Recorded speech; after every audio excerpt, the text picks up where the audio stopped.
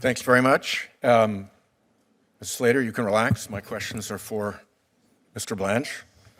Mr. Blanche, we have seen at DOJ secret OLC opinions so shoddy that when they came to light, they had to be withdrawn by the Department of Justice. As the Deputy Attorney General, will you countenance secret OLC opinions so shoddy that when they come to light, they have to be withdrawn? I'm aware of I believe what you're speaking about, and OLC is extraordinarily powerful. They have a very important role in our government. Given that I have short time, I'd appreciate it if you could answer the question as quickly as possible. Will you countenance secret OLC opinions so shoddy that they then have to be withdrawn? I can't comment on what I will possibly do. I do not think OLC opinions should be shoddy, full stop. And it's a pretty good sign that they were when the department has to withdraw them as soon as they come to light, right? I can't speak to Let me move on. We've also seen at DOJ efforts to fire U.S. attorneys for refusing to do political prosecutions, a scandal that ultimately led to the resignation of Attorney General Gonzalez. Will you countenance efforts to fire or discipline U.S. attorneys for refusing to do political prosecutions? Political prosecutions should never happen, period. Period. There is a contacts policy that has existed for decades between the White House and the Department of Justice, limiting who can talk to each other about ongoing cases, limiting it to a very few, very senior officials on both sides. Will you maintain and enforce that policy? I'm aware of the policy. I have not discussed it with Attorney General Bondi. I'm aware of the reason why that policy exists and the benefits of it, and I will discuss it with General Bondi, and I don't see any reason why it wouldn't continue. Recently, at the Environment and Natural Resources Division, multiple section chiefs were reassigned away from environmental enforcement to sanctuary cities stuff. And evidently, other lawyers in that division have been put on leave without explanation. Now, can you think of a reason why somebody who is expert in environmental law adds value to a sanctuary cities legal effort?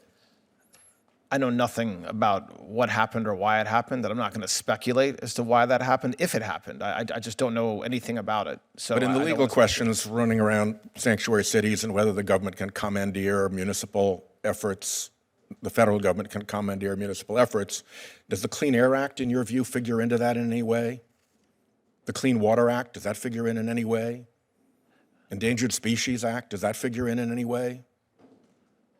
I mean, I don't know. I can't answer that question without understanding what they're doing. It's hard to think of a way. Can we agree on that? I'm not going to commit or agree on something I literally know nothing about the reasoning about why it happened. Here's why I'm asking you. The fossil fuel industry has, on record, contributed about $100 million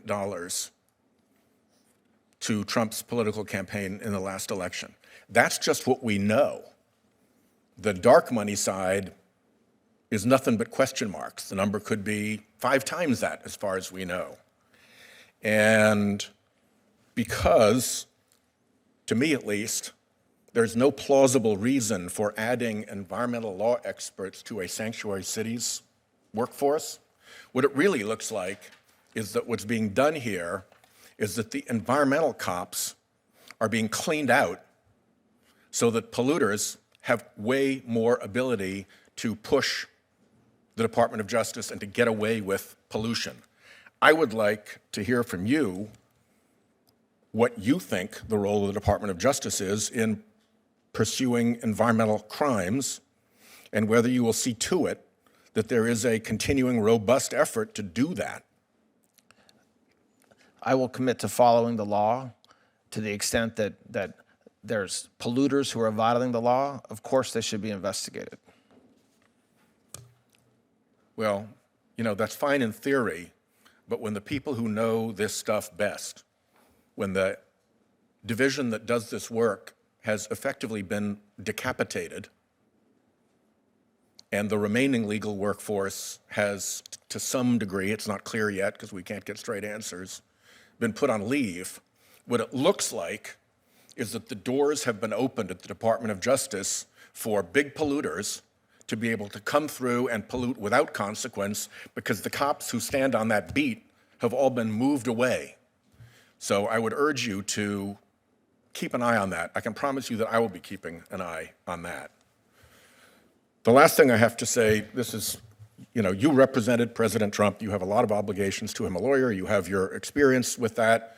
So I'm not going to ask you to respond to this. You will almost certainly disagree.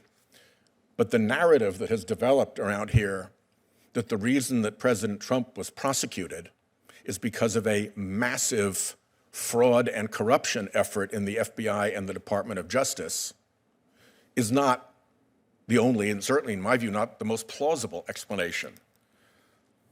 The other possibility why Trump was charged with crimes is because he committed crimes. And in fact, he's been convicted of committing crimes in every case that was allowed to go to judgment, as best I can keep track. So before this narrative of corruption, weaponization gets completely out of control, I do want to just make the point that there is another possible explanation. And the other possible explanation is that the guy committed the crimes.